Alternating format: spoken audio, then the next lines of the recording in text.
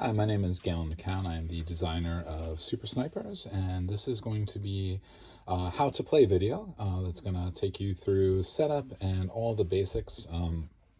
You may have arrived here because you like to learn by video, hoping you didn't have trouble with the rulebook, but in any case, this should cover everything. This is how I teach it at events, and hopefully the clearest possible way to teach it for you too. So let's go through setup first of all. Okay, so in the game, we're just setting up one side here because sides are set up symmetrically, so you can see where my opponent would be set up across from you. So each player is going to do what I describe. So the first thing you do is you pick a sniper. And when you pick the sniper, I'm picking Jane here, and you're going to be taking their basic ability card and their adrenaline ability card. And you're going to set these down. When the ability card goes face up and the adrenaline card goes face down. The next thing you're going to do is you're going to set up your scope board, which is this guy right here. You're going to put this in the center of your area, and you're going to pick a color, either black or white, and whichever color you take, you're going to take the corresponding locate grids. So you can see they have the blackish border and the other ones have the white border, and you're going to arrange them, at least for your first game, in 1, 2, and 3, left to right above your scope board, as I have here. And you're going to take the corresponding target grids, 1, 2, and 3. There's 4, 5, and 6 on the back. I can explain those later. And you're just going to set those to the side, okay? You're also going to take all of the black, bordered focus. So in the game, polyominoes are referred to as focus, and you're going to have a bag of 30 of those. All the ones in the black border go in a bag here. The other player obviously gets all the white stuff. Lastly, you're going to be taking all of the acrylic discs in with a black rim, and so these are the bonuses on the bottom. They're going to be placed face down, so you can see kind of the grayed out area. On the other side, full color, so they're going to start face down. Bonuses start face down. Tactical advantage starts face down. That's this guy right here in that area. And you can see the corresponding ones, so it's exchange, concentrate, recalibrate. And then you get these little clear tokens up here. These ones start face up, so they start with the face up, and when they're used, they have the X on the back. So these ones start face up. So that's your scope board. You're also going to take 3 kill trackers, which have the 1, 2, and 3 on them. You're going to take 3 of these little innocent meeples here, and you're going to take 1 primary target meeple, which for whatever reason I forgot to bring out. 1 second. There he is. Okay, red meeple. You're going to set those right up there. You're also, when you pick your character, you're going to look through. There's acrylic hiding discs in there.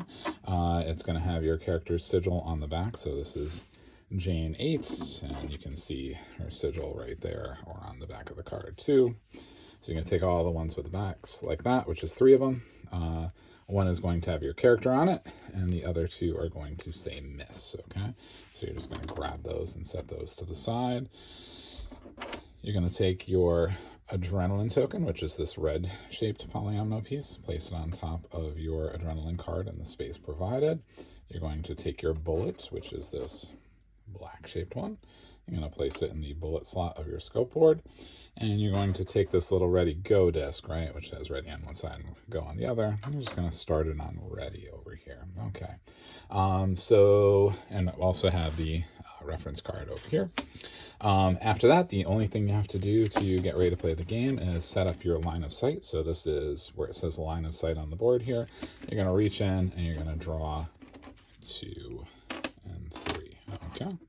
And there you go. Now we are ready to play Super Snipers. Super Snipers takes place over a series of rounds until somebody has killed the other person 3 times. Each round is broken up into 3 phases: a hiding phase, a locate phase, and a target phase. So the hiding phase is fairly simple. You're going to be picking up your hiding discs like I showed you before, right? And you're going to be placing them face down in front of your opponent's locate grids, okay? So wherever I set this one, the one with my person on it, again, it's face down. The opponent doesn't know what I'm doing. That's where I'll be hiding, either on locations 1, 2, or 3. Probably, yeah. And so let's say I put it down over there, and the other 2 obviously say miss. So they're face down. My opponent doesn't know where I've hidden. And it'll make sense later why you might hide in a particular area, because it does matter, but that'll come up in a little bit. And so let's go ahead and, for the purposes of this training, we'll just say that our opponent here is Gunhead, and normally we wouldn't know where he hid, but let's go ahead and just put him on location 2 for the purposes of the demonstration. Okay, hiding phase is complete. All right, so the next phase is the locate phase. So from here on out, turns are going to be taken simultaneously, and the way you coordinate that, you can certainly just talk to your opponent, but these ready go discs I find are pretty helpful. So if you see that your opponent's disc says ready, mine says ready, we just say go, and when we both say go, we flip show we're placing pieces. You pick up the first polyomino, focus in your line of sight. So they're you always pick them up from left to right, and they kind of rotate over. You can't grab the ones from the middle or the end normally.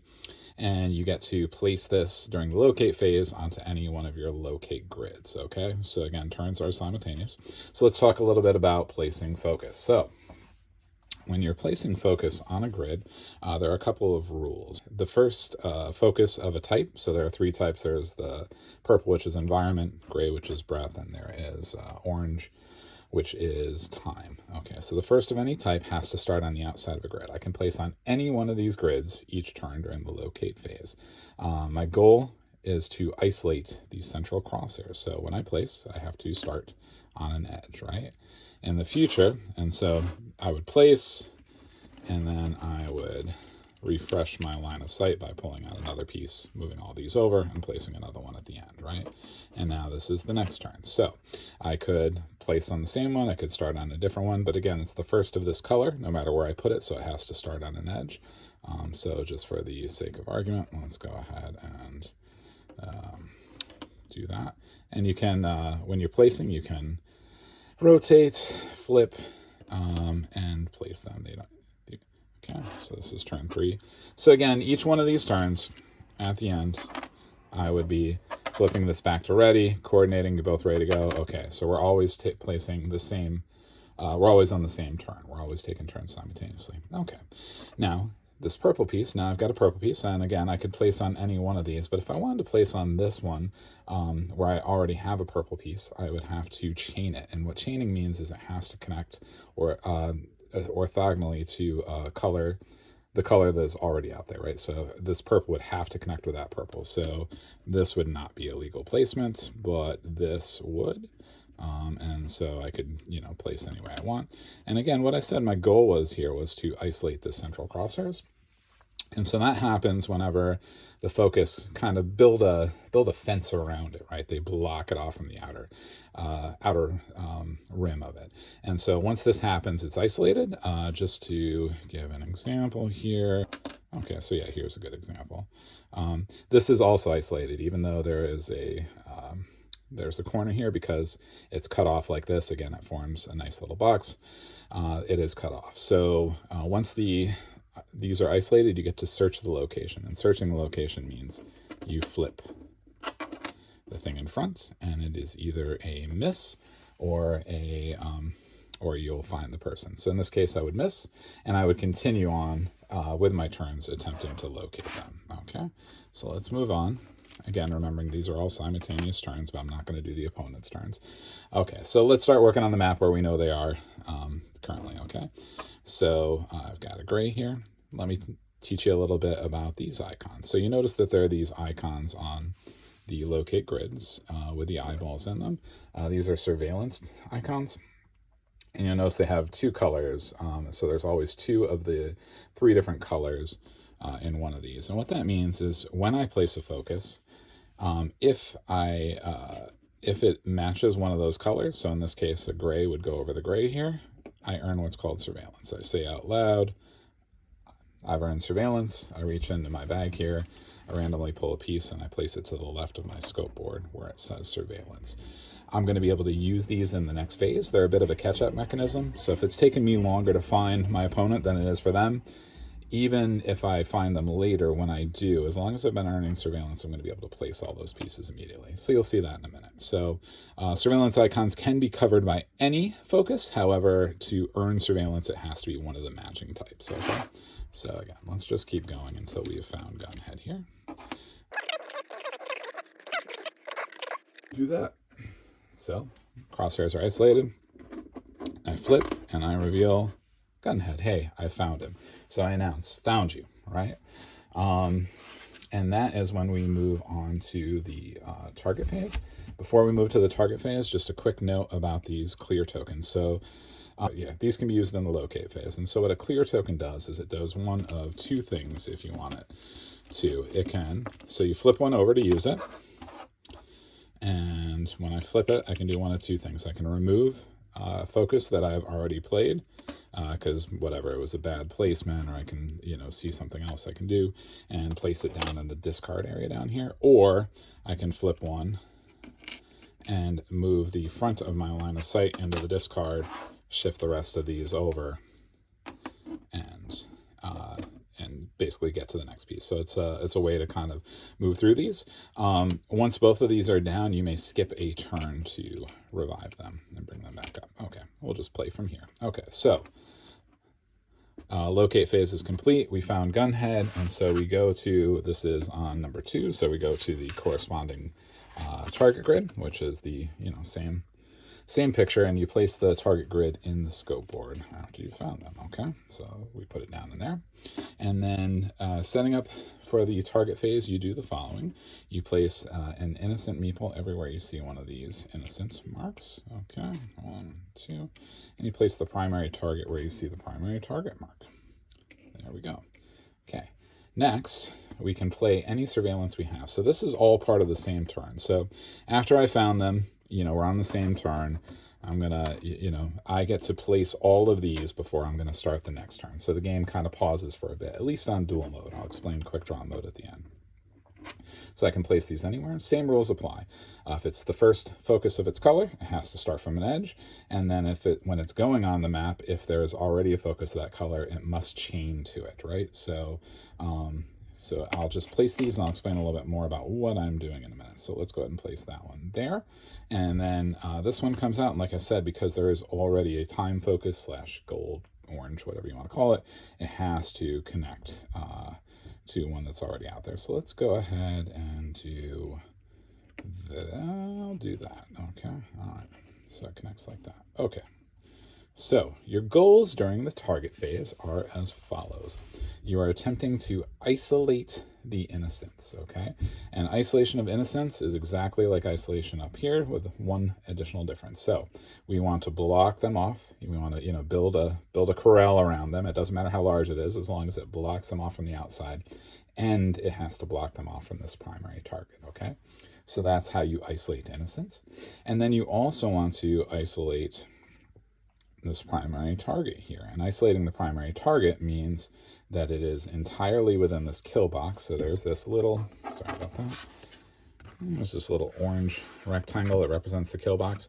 So we have to trap him entirely inside there. So it's fine if there's focus within here. There just can't be a way out, right? So the corral has to keep them in here, and there can be no innocents inside that corral, which wouldn't be a problem in this case because they're all outside of the kill box, but some of the later maps might have them. See if I got an example. Yeah, there's one where they're inside the kill box. So just in case, you'd have to corral them within the kill box without an innocent. Okay, so those are what the isolation means, and there's reminders of that on the reference card too. You can pretty much play from the reference cards after the stage. Okay, so those are I place my surveillance, and then we resume simultaneous turns. So they may still be in the locate phase, or vice versa. You would still just always play simultaneous turns. The difference between the locate and the target phase is which maps you're playing to. So right now we're just playing to this grid up here. Okay, so next piece, I have another gold, right? And so I can place that connecting with the gold here, and so towards the goal of isolating this innocent, maybe I want to do that, right? Cut them off from the outside, though I'm still going to have to do something about this piece here. We'll just keep playing for a little bit, and I'll explain the bonuses and the bullet in just a second. Okay, let's play this one. Okay, so we have a silver, so now we have something new that can start from an edge. I'll do this just to show you something. So you'll notice these little icons over here. That match up with the colors of the focus. So much like surveillance before, if you cover them with a matching focus, then you will earn the bonus. They can be covered by any focus. They don't have to be covered, but they can be covered by any focus, but only a matching one will unlock the bonus. So in this case, I would come down here and I would look for the symbol, and I would flip this over, and now I've earned what's called the recalibrate bonus, okay? And so these can be unlocked, like I said, by covering it, and you can use them anytime. They are on your turn. You can use them in combination. You can use all of them, none of them. It's up to you. Oh yeah, let me flip the tactical advantage back over. We don't have that. Okay, so let me talk through the bonuses really quick as you earn them. Okay, so the exchange bonus, excuse me, is this one. So when you earn that, if you've ever played any modern Tetris, this will be familiar. You immediately grab a piece from the bag and you place it underneath. And so from now on, as I'm playing, if I pull this piece and I'm like this, I don't want to play this one, I can exchange it for this one down here instead, right? And say, actually, that's a good play. So, we'll do that. I realize we haven't earned the exchange yet, but assuming I had it, that would be something I would be doing, right? So, okay, let me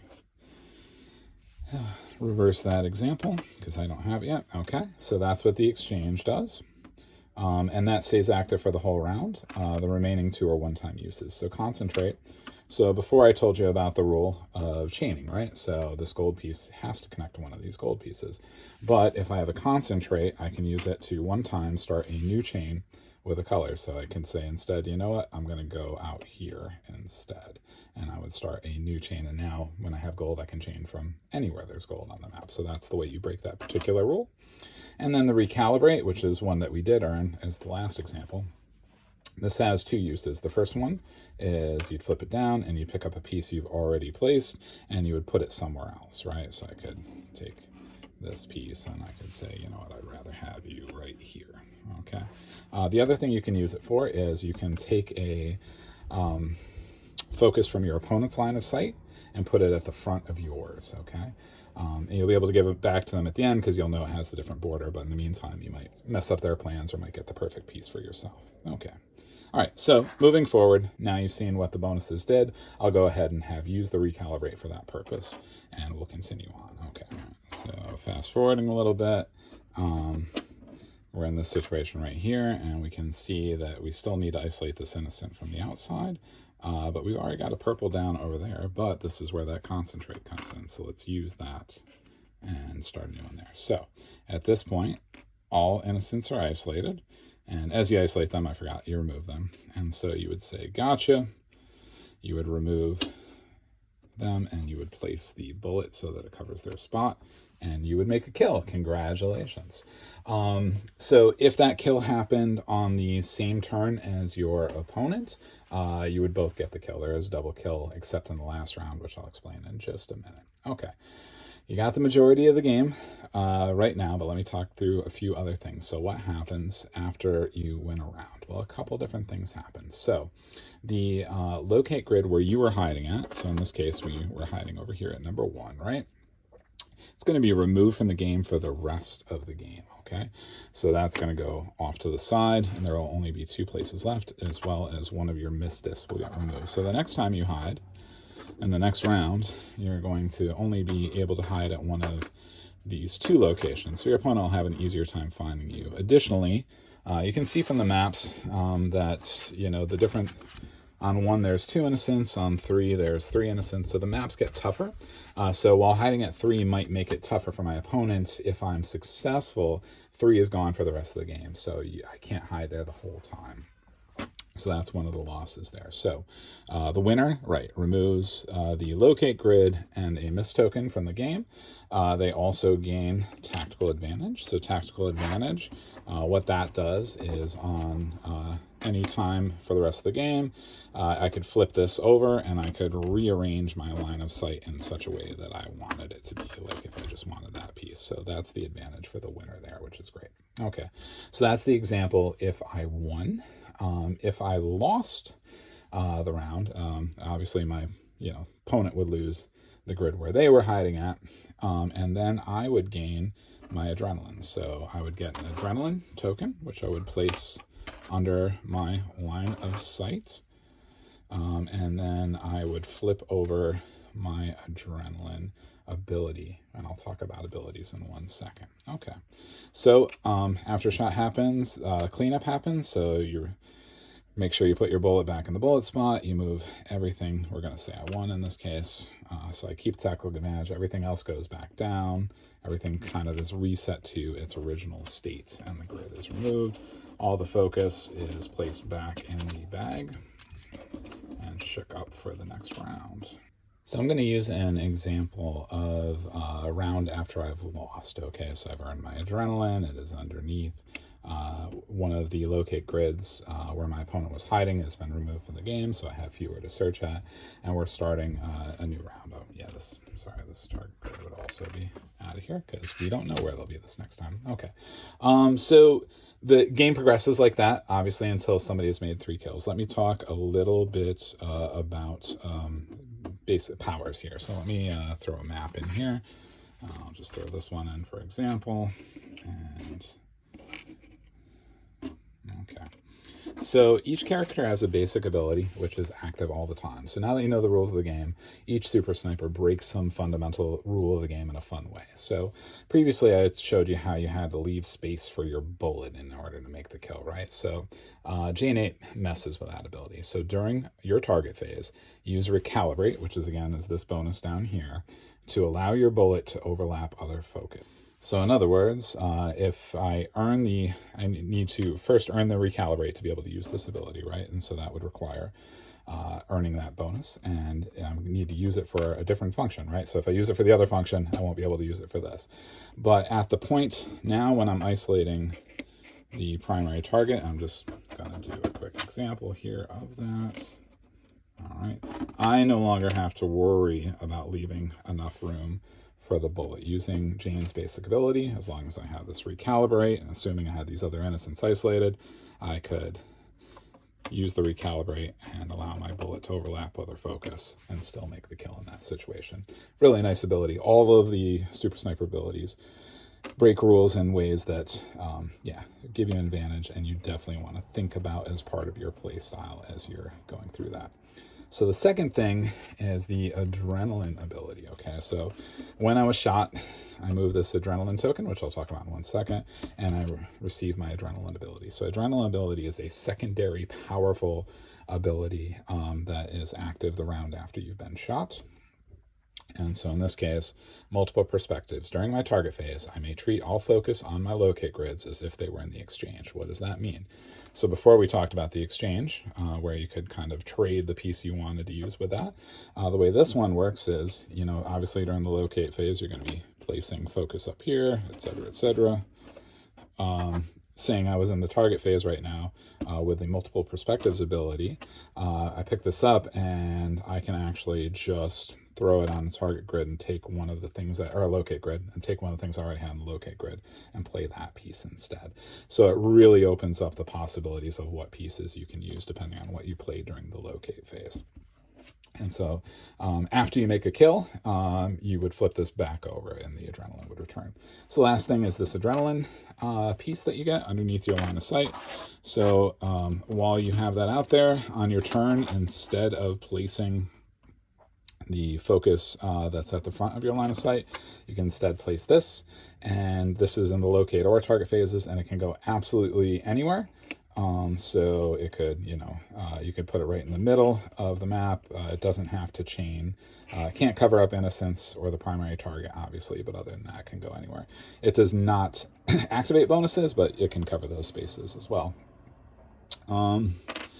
And that is essentially the whole game. I'm just going to cover a couple more small things that'll come up in the advanced modes if you happen to be playing them. So you can see on this map there are these little triangle exclamation things. These are called cover. So they're on maps 4, 5, and 6. So when you do setup, you can put flip the locate grids to any which side you want, and that'll make the puzzles more difficult, both on the locate side as well as the target grid side. So with the cover, this can only be covered by a focus of that color or the adrenaline, as I just explained. You don't have to cover it, but obviously you have to work your way around it if you don't have the piece to cover it. So it just makes the puzzle more difficult. There's one of those on map 4, 2 on 5, and 3 on 6. So they get really difficult. Also, a nice thing about the game, you can one player can play with higher locate grids, and the other can play with lower, and it's effectively a handicap. You can even up the game even between players of differing skills by just making it more difficult for one player with these maps. So that's cover.